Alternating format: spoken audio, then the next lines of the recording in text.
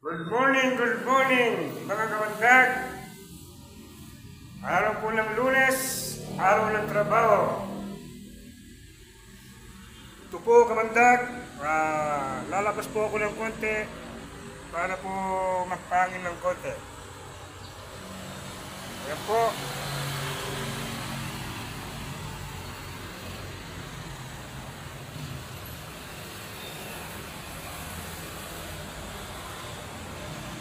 Yan po ang ito po ang trabaho natin dito. Ito po.